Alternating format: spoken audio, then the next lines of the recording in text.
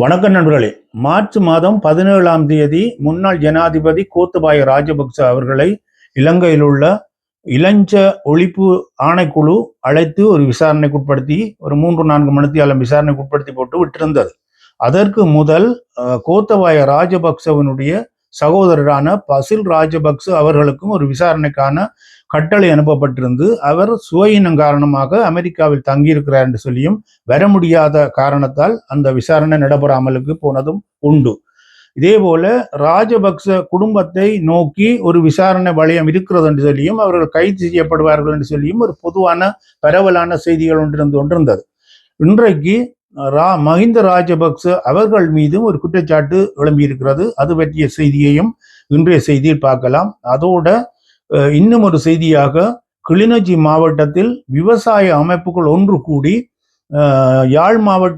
கிளிநொச்சி யாழ் மாவட்ட பாராளுமன்ற உறுப்பினரான அர்ச்சுனா ராமநாதனுக்கு எதிராக ஒரு பேரணியையும் இறுதியில ஒரு கொடும்பாவியையும் எரிச்சிருக்கணும். அது பற்றிய செய்தியையும் இன்றைய செய்தியாக பார்க்கலாம். கூத்தாடிவட்ட யூடியூப் சேனலை புதிதாக பார்க்குற நண்பர்கள் தயவு செய்து சப்ஸ்கிரைப் செய்து தொடருங்கள். உங்கள் நண்பர்களுக்கும் விரும்பினால் முடிந்தவரை தெரியப்படுத்துங்கள். ஒரு லைக் பண்ணி விடுங்க என்று கேட்டுக்கொண்டு இன்றைய செய்திக்கு போகலாம்.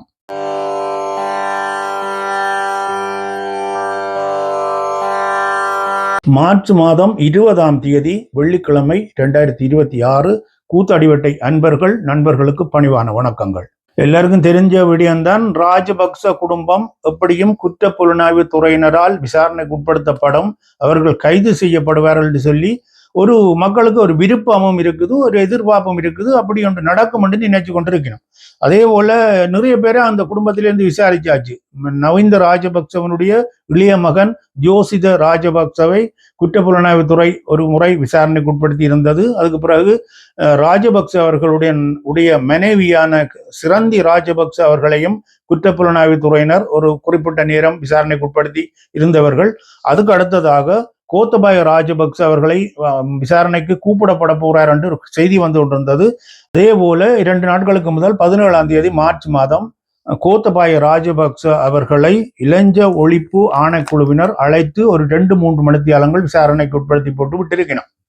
இன்றைக்கு மஹிந்த ராஜபக்ச அவர்களையும் விசாரணைக்கு உட்படுத்துறதுக்கான ஒரு காரணம் ஒன்று உருவாகி இருக்கிறது என்று சொல்லி ஒரு செய்தி ஒன்று வந்திருக்கிறது. அது என்னென்று சொன்னால், விமானத்துறையிடம் இருந்து ஒரு 60 மில்லியன் ரூபாவை லஞ்சமாக பெற்றுக்கொண்டார் என்று சொல்லி ஒரு குற்றச்சாட்டு. இலங்கையினுடைய விமானத்துறையினுடைய முன்னாள் பணிப்பாளராக இருந்த கபில சந்திரசேன என்பவரிடம் இருந்து 60 மில்லியன் ரூபாய்களை மஹிந்த ராஜபக்ச அவர்கள் லஞ்சமாக தன்னுடைய கையில் இருந்து வாங்கி கொண்டார் என்று சொல்லி இந்த கபில சந்திரசேன அவர்கள் நீதிமன்றத்தில் ஒரு முறைப்பாட்டை செய்திருந்தார் நேற்றைய தினம். மஹிந்த ராஜபக்ச ஆட்சியில் இருந்த பொழுது இந்த ஊழல் நடந்ததாக சொல்லப்படுகிறது. அது இன்றைக்கு விசாரணையில் இருக்குது. இன்றைக்கு கபில சந்திரசேன விசாரணை கைதியாக உள்ளுக்கு இருந்து கொண்டிருக்கிறார். நேற்றைய தினம் நீதிமன்றத்தில் ஆஜர்படுத்தப்பட்ட பொழுது இந்த செய்தியை அவர் சொல்லியிருந்தார். இன்றைக்கு திடீரென்று ஒரு எதிர்ப்பு ஒன்று வெளியில தெரியுது.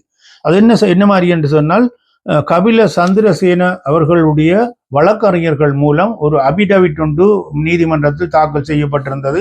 அபிடவிட் என்றால் ஒரு சத்திய கடுதாசி. அதிலே அவர் சொல்லிக் கொள்றார் என்ன மாதிரி என்றால், இந்த ராஜபக்ச குடும்பம் அதில் சம்பந்தப்படவில்லை அல்லது மஹிந்த ராஜபக்ச அதில் சம்பந்தப்படவில்லை.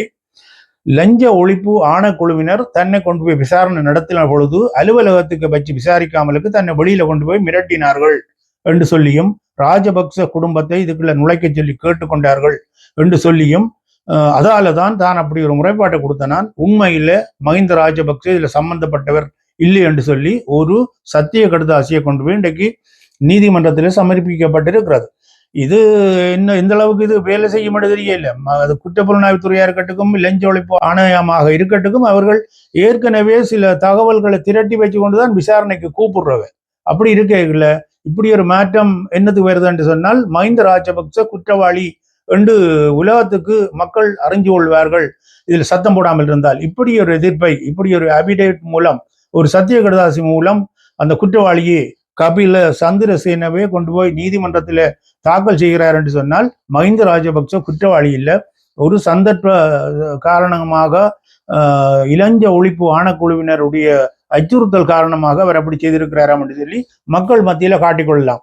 ஏனென்றால் சத்தம் போடாமலுக்கு ராஜபக்ச இருப்பாரா இருந்தால் நாளைக்கு இலஞ்ச ஒழிப்பு ஆணைக்குழு மஹிந்த ராஜபக்ச அவர்களை அழைத்து விசாரணை செய்யும் பொழுது சனங்கள் மத்தியில மக்கள் மத்தியிலே ஒரு கதை வரும் என்னென்றால் இங்க பாருங்கோ கபில சந்திரசேனா சொன்ன குற்றச்சாட்டு சரியாக இருக்கிறது. இன்றைக்கு மஹிந்த ராஜபக்சவும் விசாரணைக்கு உட்படுத்தப்படுகிறார், இவர் குற்றவாளிதான் என்று சொல்லி நிரூபணமாகிவிடும் என்றபடியால் மக்கள் மத்தியில் ஒரு புலனை வேற மாதிரி மாற்றுவதற்காக இப்படி ஒன்றே செய்திருக்கணும் என்ற மாதிரி தான் உணரக்கூடியதாக இருக்கிறது.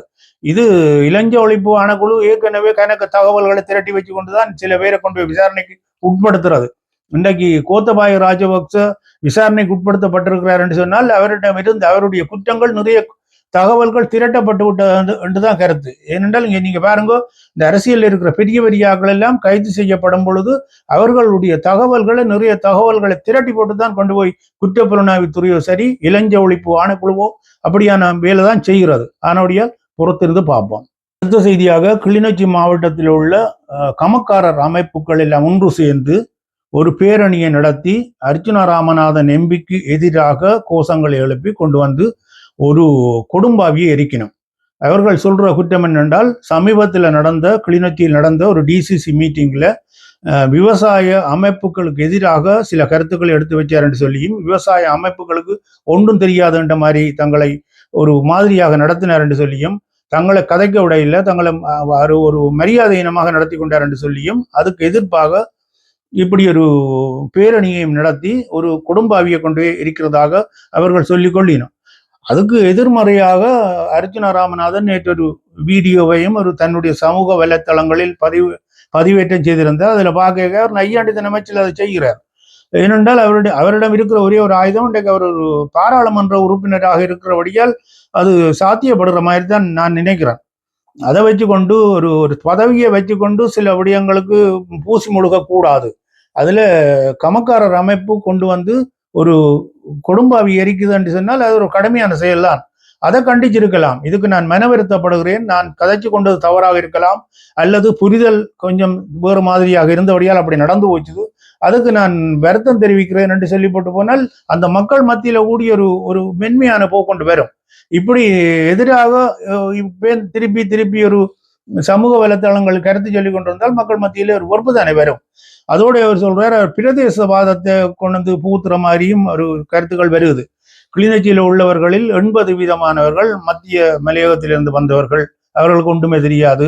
ஒரு போமை கொடுத்தால் அல்லது ஒரு படிவத்தை கொடுத்தால் ஆங்கிலத்தில் கொடுத்தால் ஒருத்தருக்கும் வாசிக்க தெரியாது என்று சொல்லி தன்னை தவிர ஒருத்தருக்கும் அங்க படிப்பறிவு இல்லாதவர்கள் மாதிரி சொல்ற மாதிரி இருக்குது. அடுத்ததாக அவர் சொல்றாரு யாழ்ப்பாணத்திலிருந்து தானே வரணும் இங்க படிப்பிக்கிறதுக்கு, யாழ்ப்பாணத்திலிருந்து தான் டாக்டர் மாதிரி வரணும் சொல்லி. அதெல்லாம் ஒரு காலத்துல இருந்ததுதான். இப்பெல்லாம் கிளிநொச்சியில உள்ள நிறைய பேர் படிச்சு அறிவாளிகளாக ஆசிரியர்களாகவும் வைத்தியர்களாகவும் பெரிய பெரிய உத்தியோகத்தர்களாகவும் எல்லாரும் இருந்து கொண்டிருக்கணும். இன்றைக்கு யாழ்ப்பாணத்திலிருந்து வரணும் இல்லை, இங்கே இருந்து யாழ்ப்பாணத்துல வேலைக்கு போயிடும். எனக்கு பேர் யாழ்ப்பாணத்திலிருந்து ஒரு சிலர் இங்கே வேலைக்கு வரையணும். அதெல்லாம் நடக்கிறது தான், அதெல்லாம் நடக்குது. அதே நேரத்தில் யாழ்ப்பாணத்துல இருந்து வாரதண்டு இல்லை, இங்கே கிளிநொச்சியில் இருக்கிற மக்கள் 1%, 2% ஒருவேளை கிளிநொச்சி மக்களாக இருக்கக்கூடும். நான் உட்பட, நான் பிறந்தது கிளிநொச்சியில. எல்லாரும் எங்களுடைய தாய் தகப்பினர் எல்லாம் அங்கால கடலுக்கு அங்கால இருந்து வந்தார்கள் தான். அந்த நேரம் வானரவு கடலால வந்தார் எங்களுடைய பெரியவர் அந்த நெல்லை கிராமம் ஒன்று உருவானது எங்களுடைய அப்பர் சொல்லுவார். அப்படி இருக்கல கிளிநொச்சி மாவட்டத்தில் வாழ்றவர்கள் முக்காவாசி பேரும் எல்லாம் முக்காவாசி என்ன முழு பேரும் யாழ்ப்பாணத்துல உள்ளவர்களும் தீவு பகுதியில் உள்ளவர்களும் எல்லாம் குடியேற்ற திட்டங்களாக வந்தவர்கள். நிறைய பேர் தீவு பகுதியிலிருந்து வந்தவர்கள். முரசு மூட்டை மற்றது உருத்திரவர பக்கத்தில் பார்த்தா எல்லாம் நெடுந்தீவு அடிக்க கொண்டவர்களாக இருப்பார்கள். மற்றது பெரியவரந்தன் குஞ்சு பிறந்தன் முரசு மூட்டை அந்த பக்கங்களை பார்க்க அரைவாசி பேர் சாவச்சேரி மிசாலை அப்படி இருக்கும். அதே போல பரவலாக எல்லாம் இன்றைக்கு யாழ்ப்பாணத்து மக்கள்லாம் அங்கே குடியிருக்கணும். அதுல வந்து பிரதேசவாதத்தை சொல்லி யாழ்ப்பாணத்தாங்கள் நல்லவங்க படித்தவங்க இவர்கள் கூடாத கெட்டவர்கள் என்று சொல்லி நாளைக்கு யாழ்ப்பாண மக்கள் மீது ஒரு வெறுப்பு வந்தோடனே வேறு ஒரு பிரதேசத்தை கொண்டு வந்து வச்சு செய்கிற மாதிரி தான் பெறும். இது வந்து ஒரு உத்தி, நல்ல உத்தி இல்லை என்ற மாதிரி தான். இதுக்கு என்ன செய்ய போறாரு தெரியல. இதுக்கு சில இடங்கள்ல என்ன மாதிரி போகணும் முடியுதுன்னா மௌனம் காத்து போட்டு போகலாம். இப்படி நடந்து போச்சுது, இதுக்கு சின்ன ஒரு அறிக்கையை விட்டு விடலாம். இதுல நடந்த தவறுகள் சில போல நடந்திருக்கலாம். அதுக்கு நான் வருத்தம் தெரிவிக்கிறேன், மன்னிப்பெண்ணுங்க கண்ட வருத்தம் தெரிவிக்கிறேன். அவர்கள் இப்படி என்ன கடுமையாக என்னை சித்தரிச்சிருக்க தேவையில்லை என்று சொன்னால் அந்த மக்கள் மத்தியில் இன்னொரு ஒரு ஆற்றுப்படுத்தல் ஒன்று வரும். அதை விட்டு போட்டு கடுமையாக முரண்டு கொண்டு நிற்கிறதோ மிண்டி கொண்டு நிற்கிறதோ எல்லாம் ஒரு முறிகிற நிலையில தானே போய் முடிகிறது. இன்னும் ஒரு 2-3 வருடங்கள்ல அவருடைய பாராளுமன்ற உறுப்பினர் பதவி இருக்குது. அதுக்கு பிறகு தேர்தல் நின்று வாக்கு பெறணும்னு சொன்னால் மக்களுடைய செல்வாக்கு வேணும் தானே. எல்லாத்தையும் இப்பவே எல்லாத்தையும் அடுத்தேன் கவுட்டேன்னு சொல்லி போட்டு போனால் என்ன மாதிரி நடக்கும் என்னன்னு தெரியல. என்னத்தை வச்சுக்கொண்டு அவர் இப்படி நடந்து கொள்றாரு தெரியல. அவரை பற்றின செய்திகளை இப்ப கனவே போடுற இல்லை. நான் எல்லாம் குறைவு அதை பற்றி போடுற இல்லை. நேற்று இப்படி ஒன்று நடந்தது, அது நடந்திருக்க வேண்டாம் என்றதுதான் கனவேருடைய எண்ணமும். ஒரு எதிர்ப்பை தெரிவிச்சிருக்கலாம், ஒரு பேரணியை நடத்தி இருக்கலாம், ஒரு கூட்டத்துல அதை பற்றி கதைச்சிருக்கலாம். அதை விட்டு போட்டு முன்னிய காலங்களில் மழை பெய்யல் என்று சொன்னால் இங்கே ஒரு கொடூரமானவன் இருக்கிறான் என்று சொல்லி அந்த ஊர் எல்லாம் தெருவெல்லாத்தையும் கொண்டு ஒரு கொடும்பாவி இழுத்து கொண்டு போய் ஒரு இடத்துல போட்டு எரிக்கிறதாம், உடனே மழை பெய்யும் என்று சொல்றவ. அப்படியான ஒரு பழமையான முறை உண்டு இது. அது என்ன மாதிரி தெரியல. சரி நண்பர்களே, இந்த செய்தியை இதோட முடித்துக்கொண்டு இன்னும் ஒரு செய்தியை சந்திப்போம்.